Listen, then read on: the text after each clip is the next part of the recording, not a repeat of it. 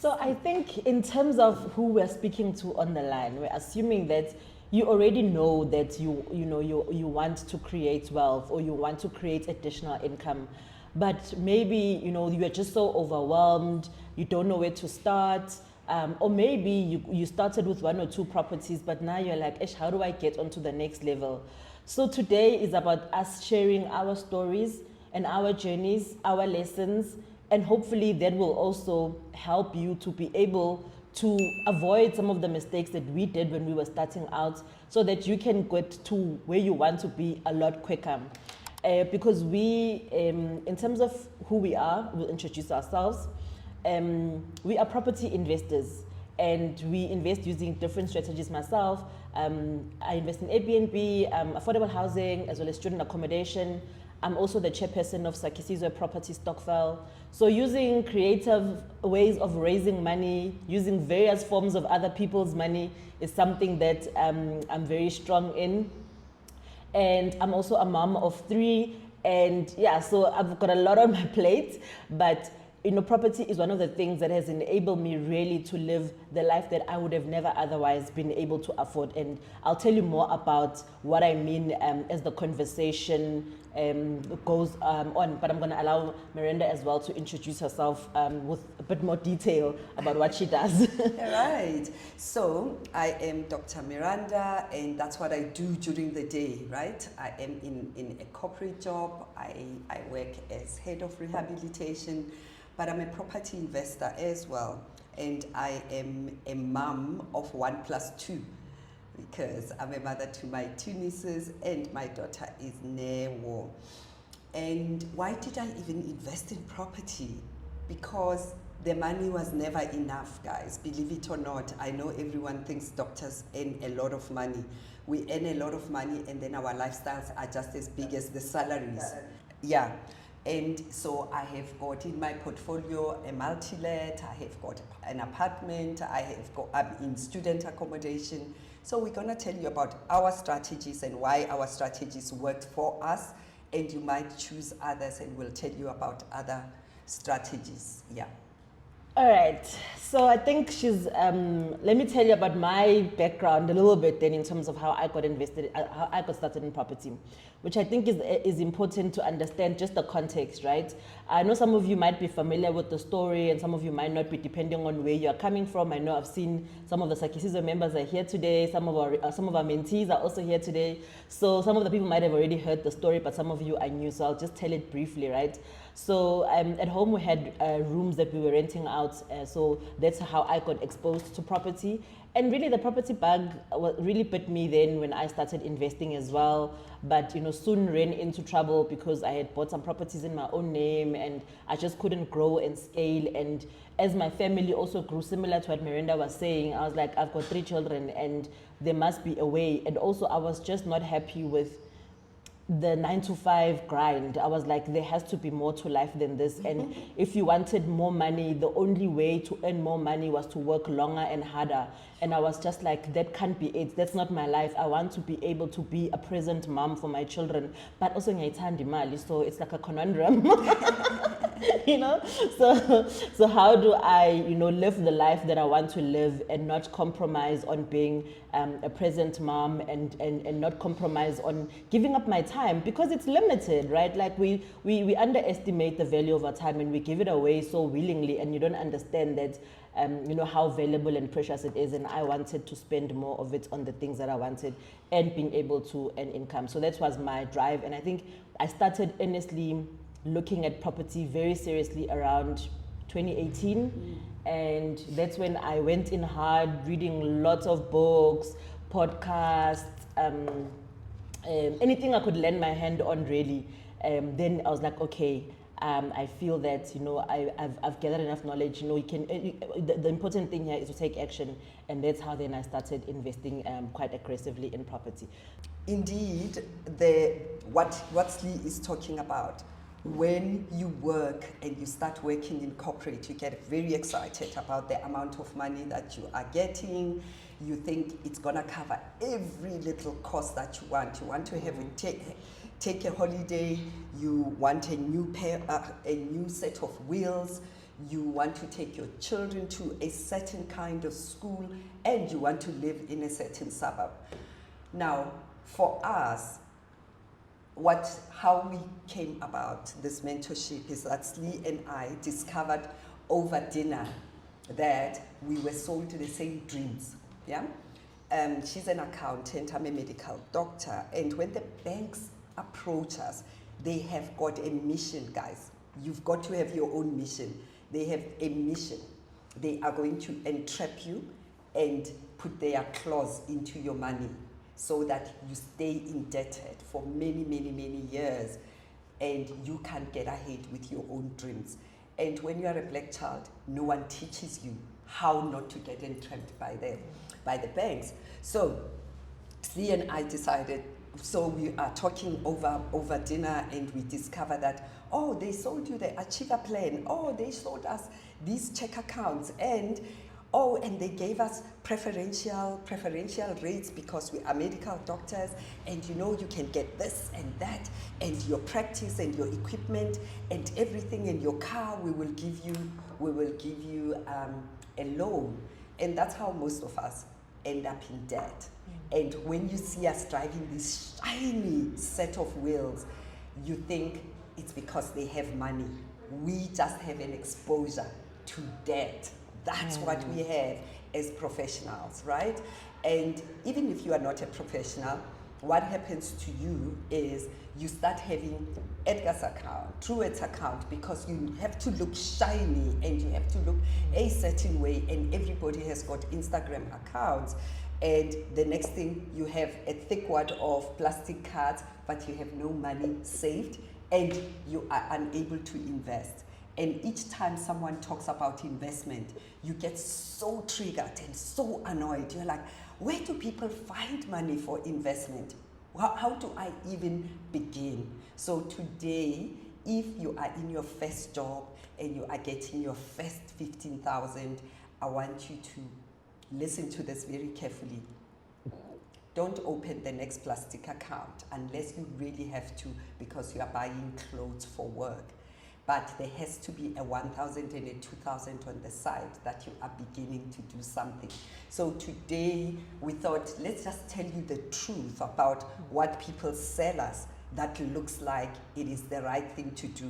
No, you must buy your house, and you start buying a dream house. That's our first thing, Tina Sli. So, you want to move out of your mom's house, Soweto, Ekatlehong, and the first thing that you want is a house in Midrand and a house in Centurion somewhere, and then you are trapped by this bond and a high bond.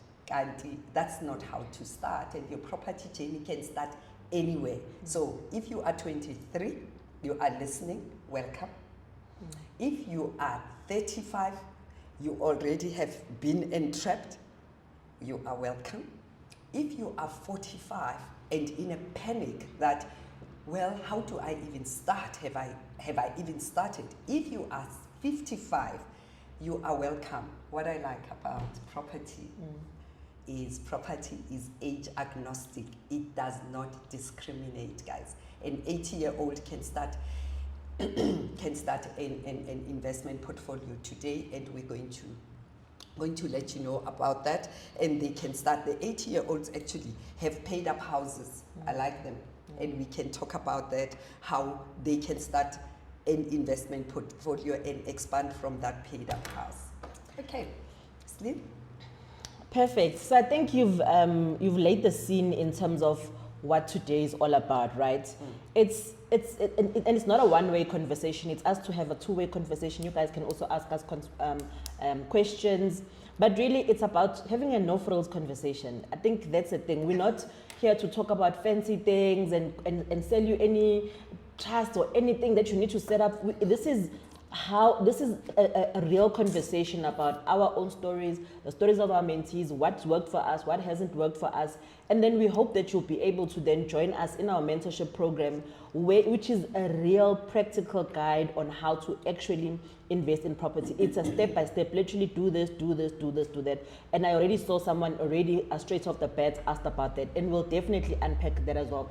Because I think it's very important that we not only talk about these things, but we also take action. Because the one thing that will separate you from where you are now to where you want to be is the action that you take. That's really the only difference, right? So we're going to be having those conversations.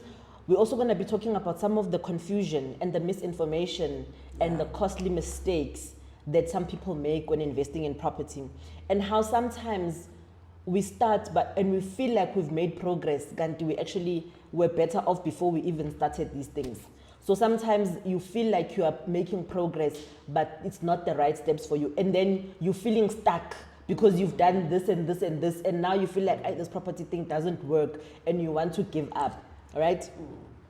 And then we'll also reflect on what some of the mind shifts are that are required, because this is not the path that a lot of people take. It's a path less taken. So there is not a lot of information, there's a lot of misinformation, there's a lot of untruths, and we are here to share what some of those are, right?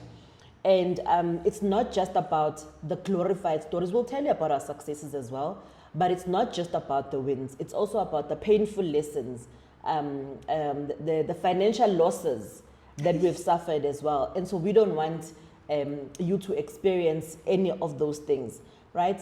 And we also then want to provide the opportunity for you guys to ask your questions. So I think Miranda has already mentioned some of the mistakes that she made when she was starting out. It was buying the wrong property after her mentor had suggested a particular investment, which is the classical mistake that we all make. And I fell for that very same trap. So like I was telling you guys, that when I started being serious about this property thing, I was like, okay, I'm ready. And then there's this company that I'm not going to name, but it rhymes with iPhone, iPad. You can fill in the gaps. It's on the similar naming convention. So then I went there and I had a consultation with them, and guess what? They said to me, if you're going to be wealthy, you need a trust. And I was like, say no more. So that was the first thing, right? Set up this trust, set up that trust, which cost a lot of money to set up and run before I'd even had the very first property. So now I have a trust. I can say I have a trust. It sounds fancy. Money. So anyway, then they sold me the very first property, right? And these things are new developments, and they're promising you you're going to be rich. Listen, you're going to build your... And then they were promoting this Section 13 sex thing. Yeah. So you need to buy 5 new developments to qualify for this tax rebate. So I'm like, okay, sure, I'm fired up. Let's go.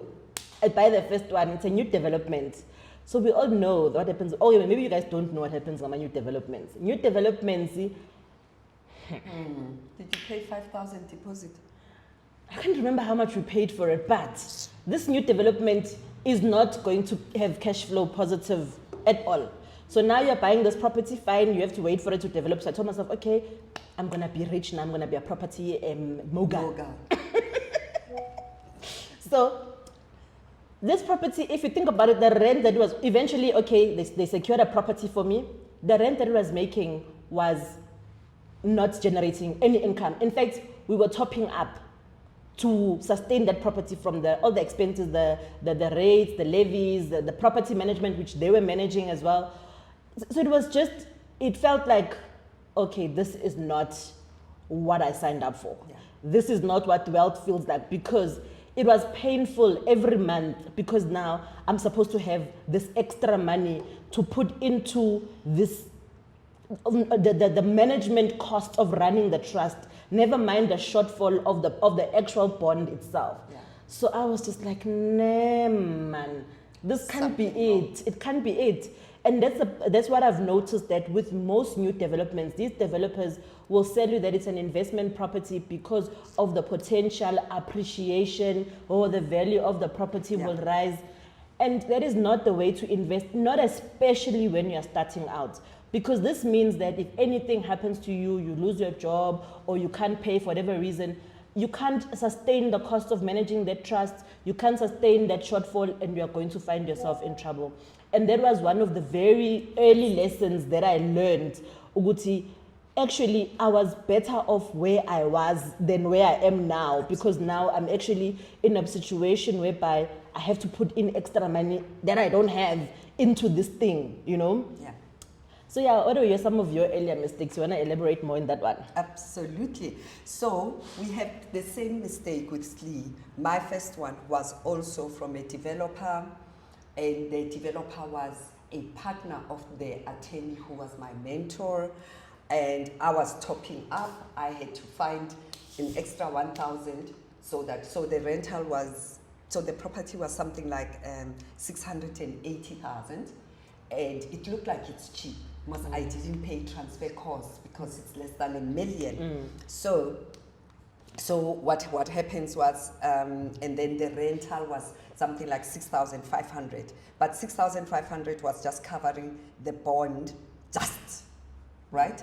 But I had to have, because my property was in Montana, I had to have a property manager, one. Number two, I had to have to pay the homeowners association, right? And I have to pay the rates and taxes. Now I have got this shortfall, 1,900, that has to come from my salary. Now, the rule about investing is the minute you say you have a business, because a property is actually a business. When you start in our mentorship, we don't show you how to buy your first home. No, we are showing you how to use property as an asset. That means it brings money to you. You have got extra cash in your pocket once you've bought that property. So me, now I have got this 2,000 shortfall that I have to be paying this account. And we want to talk about that English that people use, appreciation. No, property appreciates. You'll never go wrong. Yes, property appreciates. Yes, also it depends where you have bought. You can't buy in deep slot and hope for appreciation, right? That appreciation is going to happen in 4 or 5 years. Paying 2,000 extra, 2,000 times 12, it's 24,000 out of your own pocket, year 1, year 2, year 3, year 4. That's not a business. Also, a business has to be making a profit on day 1.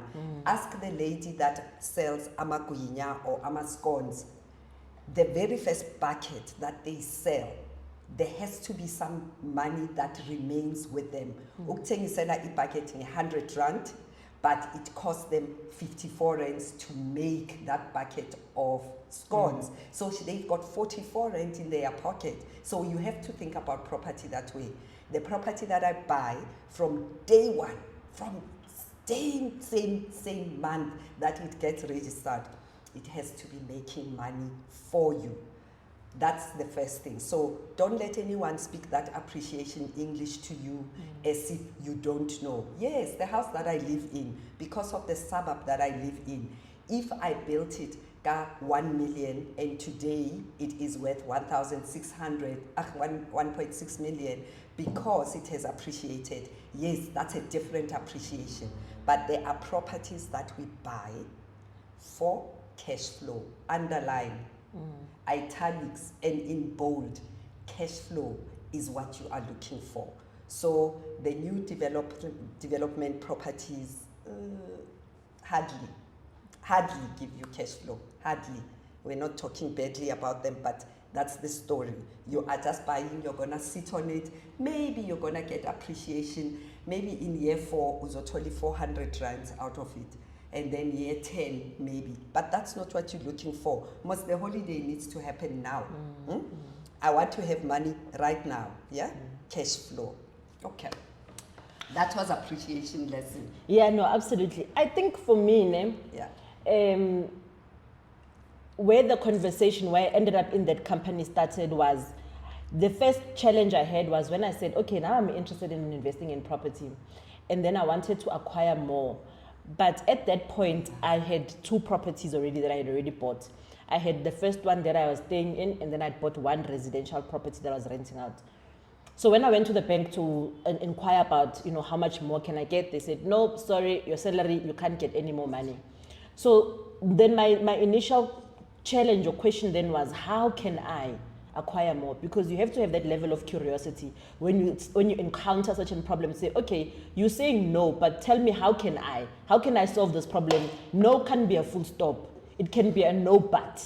If you do this, maybe if you, how about? That's when the conversation around structures started happening. To say, okay, if you look at structures, maybe you can qualify for more money. That's when I started digging around for information about those whole structures things. How does it work? That's how I came across the company that I mentioned earlier. And then they solved a part of the problem for me, in that they then said, no, the way to overcome this is to create structures. And then they helped me create that structure, which, by the way, was not good for where I was in my investment journey, because I was right at the beginning. But be that as it may, I now had those structures in place, which were costing me money to service with no property at that point in time. What's a structure? Okay, we'll get to what is a structure, right? So once the structure was there, at least the positive thing about doing that was it at least enabled me now to access more money. And because I had that structure, especially the company part, because that's the one that we were using to actually acquire more properties, that is what actually enabled me to really start investing in property. When I then realized that these new developments are not it, what can work? And that's when I started exploring at what cash flows property strategies are. And things such as Airbnb, multi-lets, and student accommodation, and those kinds of properties were the ones that I saw could give the additional cash flow that I wanted, because I had very specific goals that I had set for myself, which I wanted to achieve for myself and our family.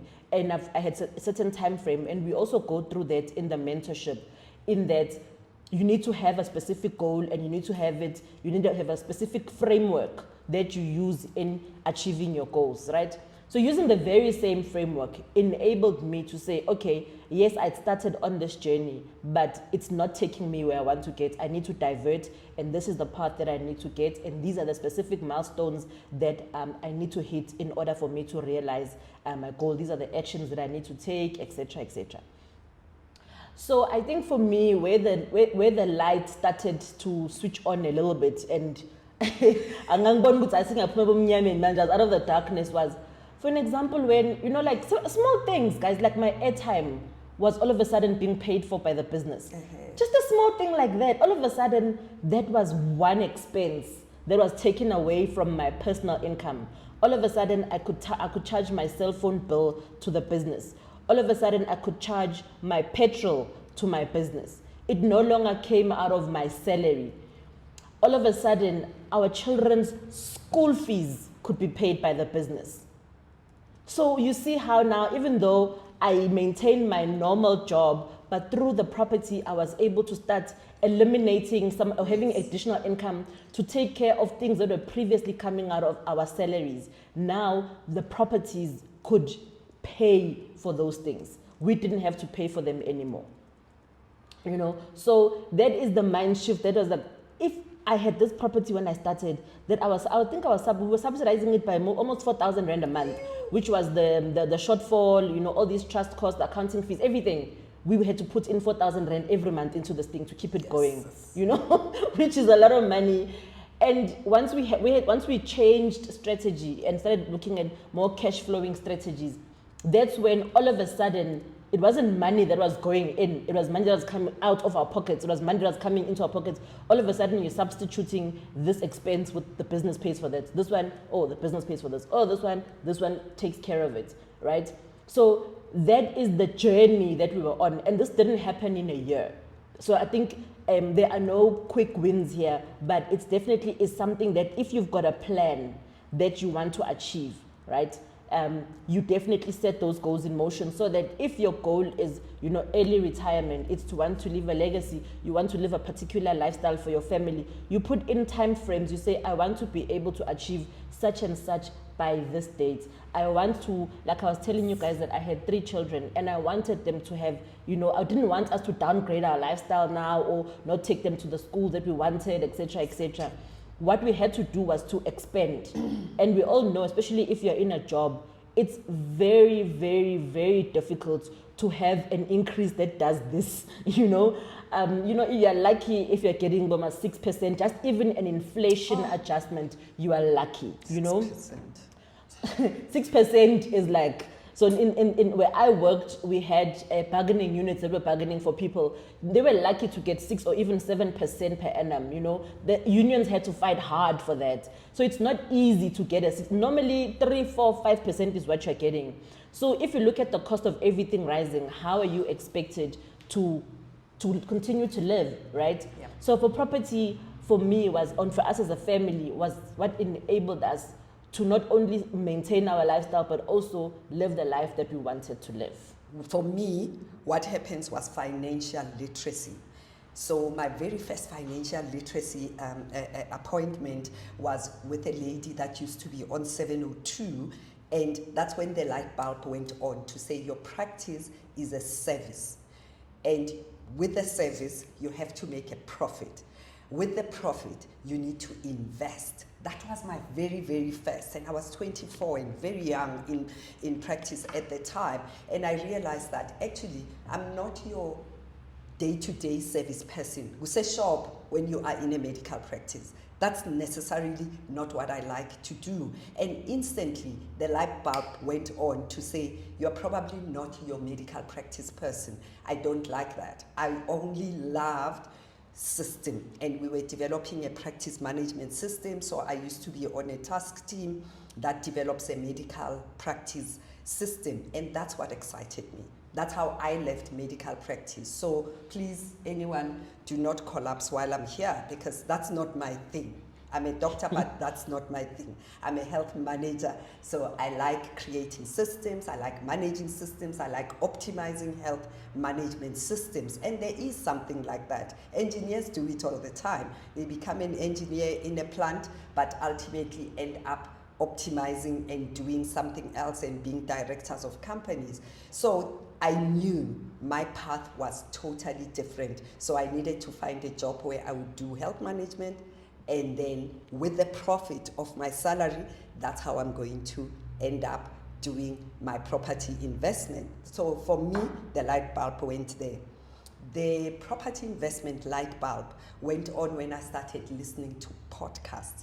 And I listened to a podcast only after buying that stupid, Montana apartment and Bigger Pockets. And it's a United States podcast. They got different terminology from us, but naturally they teach something about you need to be buying a cash flowing asset. And Robert Kiyosaki talks about that all the time. You need to be buying a cash flowing asset even before you buy that property. Take the example of Umama who does amagwinya. That woman has got a business that's cash flowing. The reason why she keeps doing it is because the amount of flour and butter and amafuta wok fryer cost her this little much, and she sells iguinya 1 rand, but it takes her 30 cents to make that iguinya. So she's got 70 cents each time. That's why she keeps doing it. She's got an asset, she's got a business that's making money. So if you buy that new development, and on day one, it gets registered on the 30th of April, and you are not making money. You've bought a business that's cash losing. Is it a business? No, it's not a business. So learn the English that people talk about so that you know what it means. Mabe kulumanya appreciation. The next thing that people tell you about is, I wanted to tell you about the apartment. So 3 years down the line, 2019, I realized this apartment next year, in 2020, is going to start giving me something like 413 cents. But I'm not looking for 413 cents, guys. Now you know my light bulb is on, I'm on it. I have paid for mentorships. You mean rands? Yeah. You said cents. Oh, yeah. send Yeah, vele, ama send. 400, I must send like 400 and I don't know, 413 rands. So when the 413 rands light bulb has gone on, now I've been on Bigger Pockets. I've paid for 3 consecutive mentorships, and I tell everyone about this, that I even bought a mentorship for 90,000 rands, almost 100,000 in property investing, because there is something magical about property. Really there is. So I paid for a 90,000 mentorship. It wasn't even the most beneficial, that one. Anyway, my 20,000 mentorship was even more beneficial than the 100,000 one. Now I know that this apartment is costing me more, and this apartment is never gonna make the money that I want. But I also had a goal. Sli spoke about you need to have your own goal, right? I also had a goal that when my Neo turns 10, I want to take her to Disney. And the minute I knew that, the next property that I bought was a multi-let. A multi-let means it is a house with multiple rooms, multiple tenants. When they paid me my rent, after paying City of Johannesburg and paying my caretaker, because I didn't have a property manager, I could make a good sample of money that I could put away. And I had something like a profit of something like 9,220. And I already knew that now we are making money. I am almost making 10,000 rands without my going to the property, without my doing anything. Now that property is amazing. In 3 months, I've got almost 20,000. I was able to buy our tickets to Disney. In another 3 months, I was able to pay for a package at Disney. And in another 3 months, I was able to put away the pocket money to actually fly to Disney. And that's exactly what we did in 2019, in the year that Neo turned 10. So I'm saying to you, it's possible. So I'm answering the question that someone has asked here to say, is the new development not a good investment? If you are in year 10 and you are not making a profit, wenzani kuleyo business? Who are you financing? You are financing someone else, but it's not you. Yes, it might have appreciated. I'll give you an example of North Riding. North Riding is oversubscribed. If I'm mid-rent, there are lots of apartments. Every apartment block is selling for 780,000, and the appreciation is there, but it's low. If you sell today the 2-bed apartment in North Riding, you are possibly going to sell it at the same amount, or if you are lucky, at about 800,000 or 810,000. Has it appreciated in 10 years? That's not appreciation. That's not what we are talking about. And our mentorship teaches you to have a look at those things, to run the numbers, see the numbers. We can give you a projection of the next 10 years so that you can see if that property is going to make money. So what did I do then with that apartment here in Montana?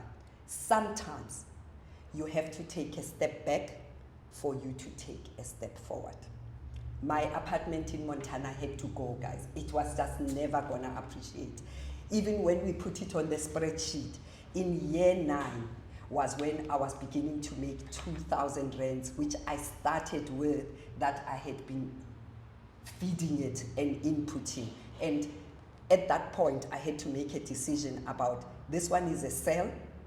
It's a loss that you have to take instantly, without. And fortunately for me, I sold in the month before COVID, and yes, it had an appreciation of less than 60,000, and there was nothing else there. Really, it was just nonsense, right? It was a nonsense investment. It was beautiful, beautiful apartment, beautiful estate, but it's not a business. That's all we're saying. There's nothing wrong with it, but it's not a business. If you come to our mentorship, we talk about setting up the property investment as a business. So I had to sell that property.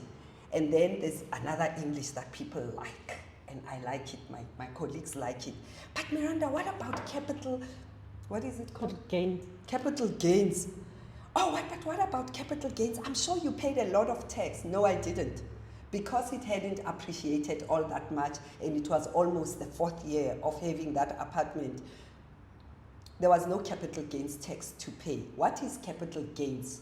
Capital gains is if I had bought the apartment at 500,000, if I sell it and it sells at 650,000, now I have gained 150,000. It has appreciated 150,000, and that 150,000 then attracts what we call capital gains. And in capital gains, it's not even all that much. It's not a thing. Now, for you and me and Sli, who were not born as trust fund babies, guys, this capital gains here overstater. When we buy the properties, we are not buying them to sell them yesterday and tomorrow, so we don't attract capital gains. Please don't let that English stop you. Forget about capital gains. When you are buying a cash flowing, the cash flowing multi-let that I'm talking about is in Bertrams, or what's that area called? It's next to Doornfontein. That area, you don't buy for appreciation there. Don't worry about appreciation. I'm buying for cash flow because every month I want the 9,000 profit so that I put it in my pocket. I keep putting it in my pocket. If I buy a Tembisa and I convert this house to have 13 rooms and 13 apartments, I'm not buying for appreciation. Even though Tembisa as a suburb has gone crazy, it has appreciated a lot. Most townships. Yeah, most townships actually. Mamelodi, Protea, Soshanguve. Oh my gosh, Soshanguve, don't sleep on it. And Kagiso apparently is doing the things. Have a look at it. So we know about those things. Why? Because we also read property, what are they called? Property reports, and we teach you about that, and those are the kind of resources we have in our mentorship. On our academy site, you are able to draw on those reports and see before you buy, is this area doing the things, and then you can buy. So sometimes the property that you bought, that's not making money. Sometimes it can benefit you to go a step back, sell, so that you can go forward. Sometimes, I'm not saying sell, by the way, sometimes we can have a look at this property and say, now that you've paid for it for 10 years, there's equity in it. That's another English. The English of equity, guys, is amazing. I'm gonna let Sli tell you about what equity means, and that person with an apartment that is not cash flowing for 10 years. Okay, so I think the question around new developments, right? Yeah. The idea that people have when they buy properties, that property is going to appreciate in value, but you're really only going to benefit from that appreciation when you sell it or refinance it. Yeah. So other than that, you are going to be either subsidizing this property or just barely breaking even. So that's the other thing. So which leads us then very nicely into the equity conversation to say, if then, because you will see as you explore this investment world that you'll have people who advocate for equity investing or versus cash flow. So those who are very much for to say, I'm going to buy this property, it's going to appreciate in value, that's my strategy. You get those who are very much on that train, right? And then you get those who says, this is a business, it must cash flow for me now. So you need to then assess yourself to say, are you the kind of person who's got what they call patient money? That's what those people do. Those are people who've got patient money. They don't mind subsidizing these things because they know that they're buying it for their children, 20 years time, 30 years time, they're not in a rush. But for us who are not coming from old money or don't have patient money, we've got urgent needs. We must live now. Our children must go to school now, not in 20 years time. We may not have the luxury of waiting for properties to appreciate. So which is why then we look at cash flowing properties. But let me then answer the whole equity thing. So basically equity is the difference between what the property is valued at versus what maybe is outstanding on the bond. So the difference between the two is what you call equity, and you can extract that, meaning that you can get, for an example, let's say you buy the property, it's currently valued at 400,000, let's say, and then It's now a couple of years later, it's grown in value. It's now worth 200,000. So the difference between the two is the equity, right? And also, it depending on how much you've paid down that 400,000 since, the difference between the two is what is possible. So you can either get that by selling the property or by refinancing it, meaning that you actually get a bond against it. I know it's a little bit technical and difficult to explain unless if we've got like an actual example where we could show it, but basically that's the idea, that you can get the money, the difference between what is outstanding on your bond and what the property is valued at. You can potentially access that money, which you can then use, to grow your property portfolio. And this is ideal for those maybe who've got a primary home and are looking for money to, start their property investment journey, or, cover those upfront costs, etc. That's money that you can potentially tap into. I wanted to answer a question that was asked by, let me just see who asked the question, by Maria. So Maria asked the question, what type of business did you open and how did you qualify for your next property since you couldn't do it with your name? So when we had set up those structures, right?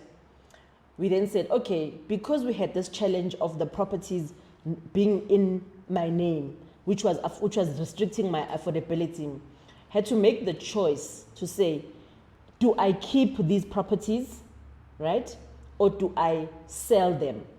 Because I needed to free up my affordability.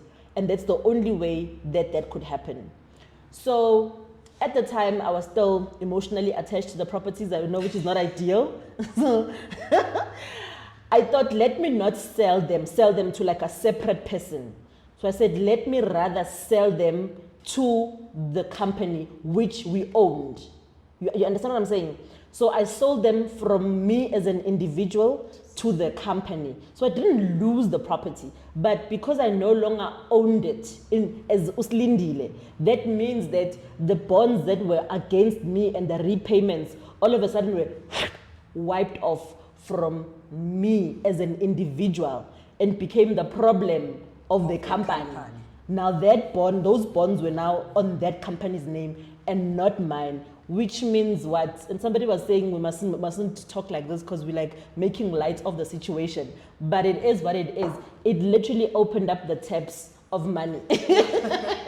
And I will repeat it. Because when you've set up the structures, when you buy properties in a company, that is not your debt. Yeah. All you are doing is you are saying to the credit provider, should the company fail to pay, I will step in and pay. Which means you as the individual still need to afford to repay. You still need to have a good credit, but that does not appear on your personal credit record because it's not your debt. And also, once you have a company, there are other funders and other banks, if I can call it that only finance properties that are in a business, that are not, they don't look at if you're owning them as an individual. So by doing that, it actually opens up the funding that's available to you. And even if I needed, for example, to raise money, and say I didn't have the transfer cost or the bond cost, whatever, I could easily approach you, Maria, and say, Maria, do you have 100,000 rand for me? I've got this amazing opportunity that I need to take advantage of.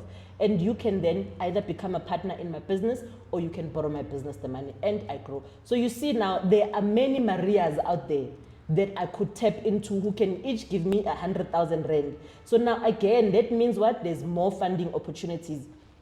Similar to what, for example, what we do at Sakisizwe, right? Sakisizwe has raised 25 million rand. Those are the money taps that I'm referring to that become available when you set up entities and structures. So now that we've had these insightful conversations and we want to be able to bring this to more people, right? So the best way to find out more about, the programs that we run, our workshops, we've got live events that we do, and we also have a mentorship program. Please subscribe to our mailing list. The list will be, the link will be in the description below. And if you want to get more videos like these, we'll be sharing more over the next couple of weeks. Please make sure that you subscribe to our channel and switch on the notification button.